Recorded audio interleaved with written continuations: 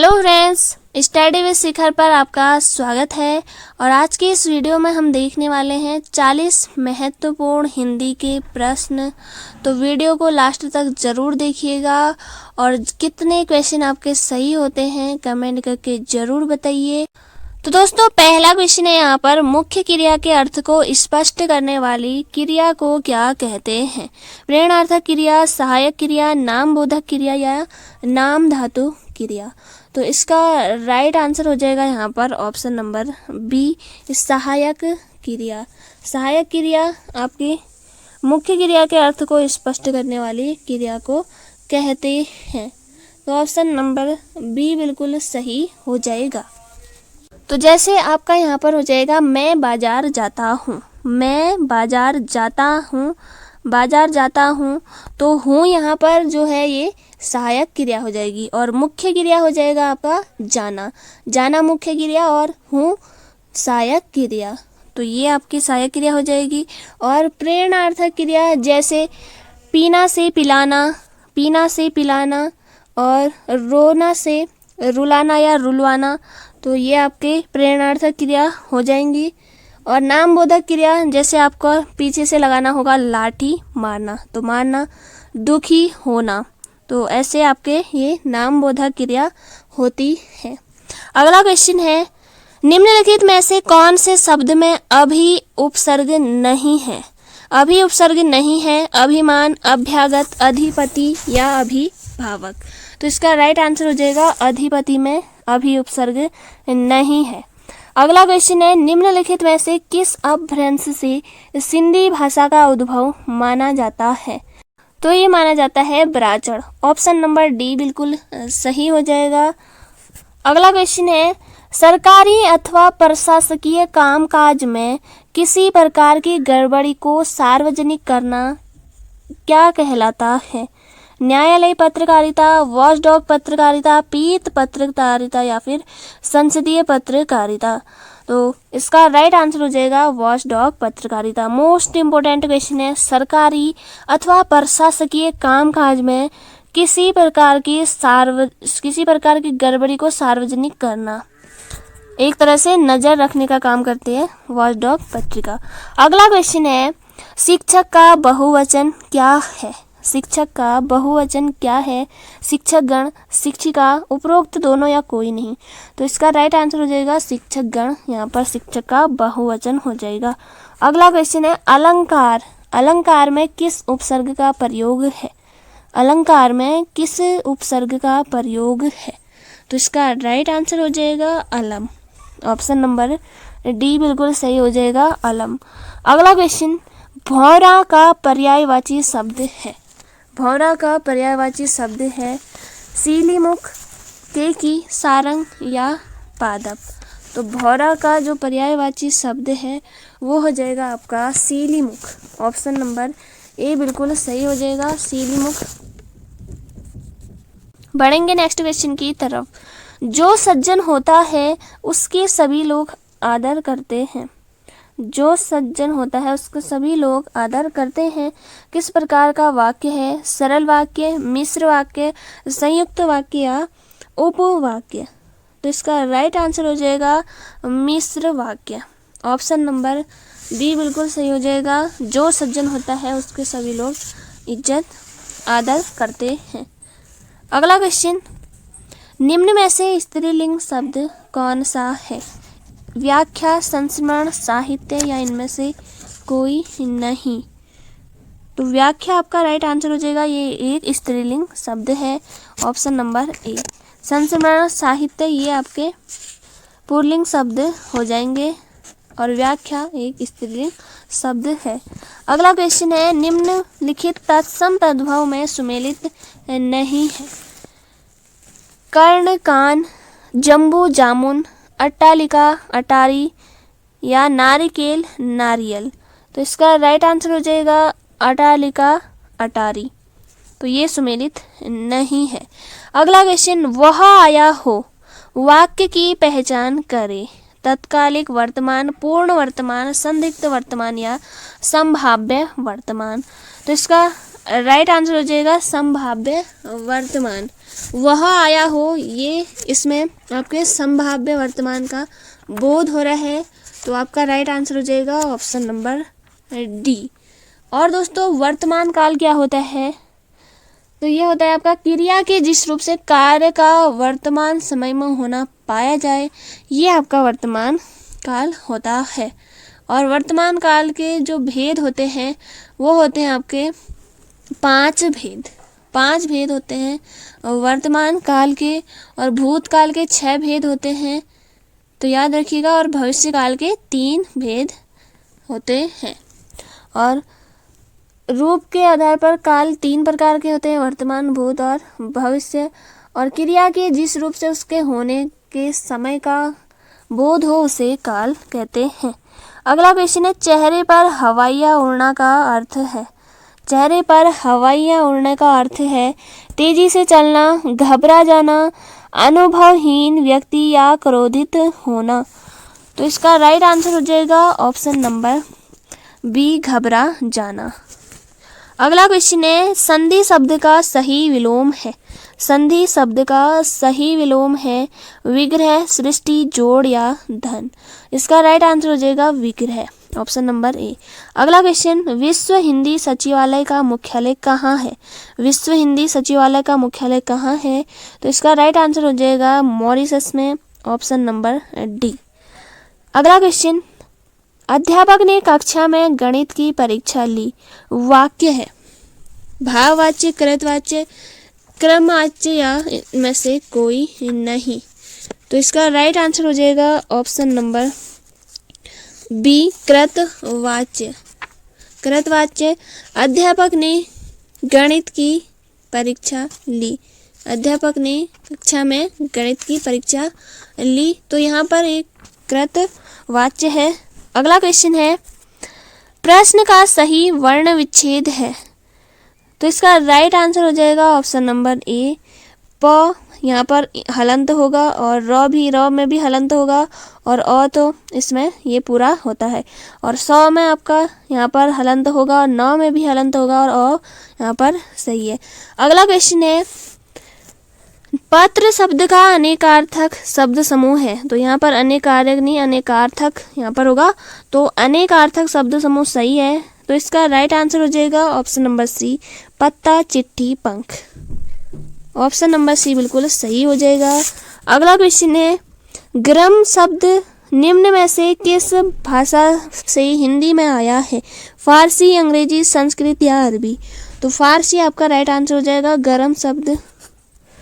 अगला क्वेश्चन, उससे अच्छे तो आप हैं में कौन सा कारक है? संबोधन, कर्ता, अपादान या करण।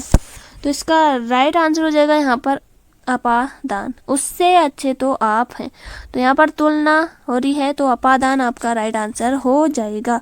अगला क्वेश्चन है, निम्नलिखित वाक्यों में से शुद्ध शब्द का चयन करना है। शुद्ध वाक्य, देश के लिए उसे अपना कर सर्वस्व न्यौछावर कर दिया। जब तुम फोन करोगे तो मैं आऊँगा। नहीं दो बुराई को बढ़ावा, या फिर वह बहुत तेज तेज दौड़कर जा रहा है। तो तेज तेज यहाँ पर पहले ही गलत हो गया। नहीं दो बुराई को बढ़ावा, ये भी कोई वाक्य नहीं बना। तो इसका राइट आंसर हो जाएगा, जब तुम फोन करोगे तो मैं आऊँगा। ऑप्शन नंबर बी बिल्कुल सही हो जाएगा। नेक्स्ट क्वेश्चन, गुलाब फूलों में श्रेष्ठ है। रेखांकित शब्द में कौन सी संज्ञा है? व्यक्तिवाचक, जातिवाचक, भाववाचक या निश्चयवाचक। तो यहाँ पर गुलाब फूलों में श्रेष्ठ है, फूल आपके जातिवाचक संज्ञा हो जाएगा, और गुलाब ये हो जाएगा आपका व्यक्तिवाचक संज्ञा। तो ऑप्शन नंबर ए बिल्कुल सही हो जाएगा। अगला क्वेश्चन है, विशेषण के कितने भेद होते हैं? 2, 4, 5 या 3। तो इसका राइट आंसर हो जाएगा 4 प्रकार के होते हैं विशेषण। सार्वनामिक विशेषण, संख्यावाचक विशेषण, और गुणवाचक विशेषण, और परिमाणवाचक विशेषण। तो ये 4 प्रकार होते हैं विशेषण के। और संज्ञा व सर्वनाम शब्दों की जो विशेषता जिन शब्दों द्वारा बताई जाती है वो विशेषण कहलाते हैं। तो याद रखिएगा। बढ़ेंगे नेक्स्ट क्वेश्चन की तरफ। निम्न में से किस पुस्तक में सूरदास के दृष्टिकोण पदों का संग्रह है?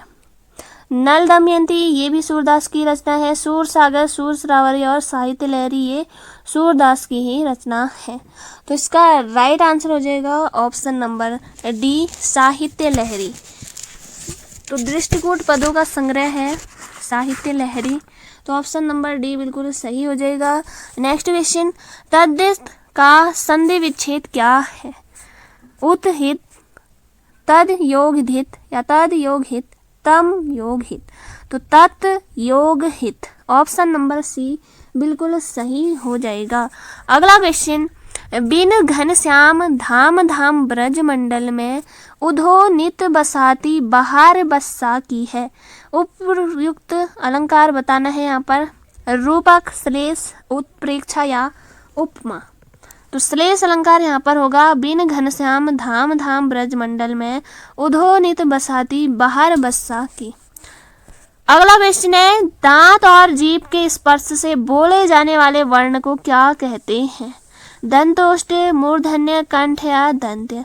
तो दंत्य आपका राइट आंसर हो जाएगा option number D. Next question, सिर पर सवार रहना।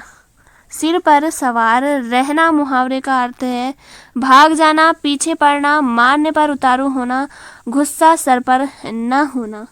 तो इसका राइट आंसर हो जाएगा ऑप्शन नंबर बी, पीछे पड़ना। नेक्स्ट क्वेश्चन, निम्न में दिए गए विकल्पों में से निश्चयवाचक सर्वनाम है। तो सर्वनाम के 6 भेद होते हैं। पहला आपका हो जाएगा पुरुषवाचक सर्वनाम, निश्चयवाचक, अनिश्चयवाचक, प्रश्नवाचक, संबंध व निजवाचक सर्वनाम। तो इसमें से निश्चयवाचक सर्वनाम कौन सा है हमें देखना है। तो इसका राइट आंसर हो जाएगा यह, ऑप्शन नंबर डी बिल्कुल सही हो जाएगा। नेक्स्ट क्वेश्चन है यहाँ पर, अर्धविराम चिन्ह का रूप है। अर्धविराम चिन्ह का रूप है। तो यहाँ पर जो है आपका ऑप्शन एक भी सही नहीं है।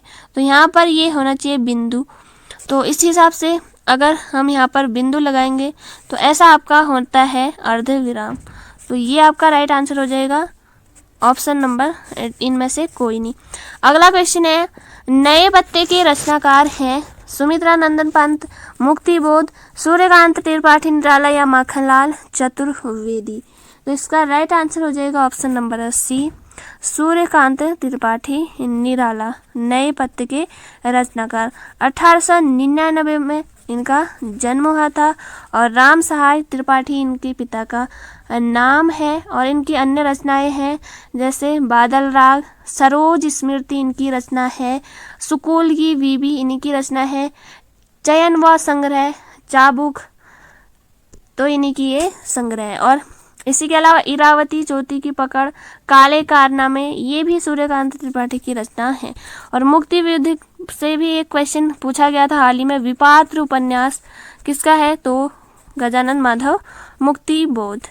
अगला क्वेश्चन है, निशीथ का उपयुक्त अर्थ है खाने का समय, संध्या का समय, प्रातः का समय या अर्धरात्रि का समय। तो निशीथ आपका राइट आंसर हो जाएगा ऑप्शन नंबर डी, अर्धरात्रि का समय। नेक्स्ट क्वेश्चन, स्वर के कितने भेद होते हैं? स्वर के कितने भेद होते हैं? ये हो जाएंगे आपके 3 भेद। नेक्स्ट क्वेश्चन, सही शब्द का चयन कीजिए।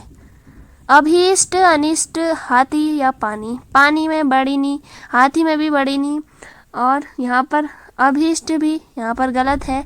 तो अनिष्ट ऑप्शन बी बिल्कुल सही हो जाएगा। नेक्स्ट क्वेश्चन है, कौन सा सर्वनाम का भेद नहीं है? तो 6 सर्वनाम के भेद होते हैं जिनमें से निजवाचक, संबंधवाचक, गुणवाचक और पुरुषवाचक। तो इसका राइट आंसर हो जाएगा ऑप्शन नंबर सी, गुणवाचक विशेषण नहीं है। इसी के अलावा अनिश्चयवाचक यहाँ पर नहीं है, प्रश्नवाचक ये भी आपका सर्वनाम का भेद हो जाएगा। नेक्स्ट क्वेश्चन है, पत्नी का पर्यायवाची है कामिनी, रमणी, श्रेषा या अर्धांगिनी। तो इसका राइट आंसर हो जाएगा अर्धांगिनी, option number D. Next question, ज्येष्ठ का समानार्थी शब्द है गुरु, बड़ा, पूज्य या आगामी। तो इसका राइट आंसर हो जाएगा बड़ा, ज्येष्ठ का समानार्थी है बड़ा। अगला क्वेश्चन, कौन सा शब्द रूढ़ नहीं है? रूढ़ जिन्हें तोड़ा ना जा सके, पैर, मुंह, दशानन या दाल। तो इसका राइट आंसर हो जाएगा दशानन, ऑप्शन नंबर सी।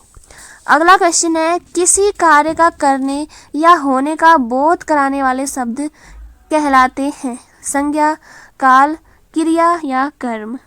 तो किसी कार्य का करने या होने का बोध कराने वाले शब्द कहलाते हैं क्रिया। तो ऑप्शन नंबर सी बिल्कुल सही हो जाएगा।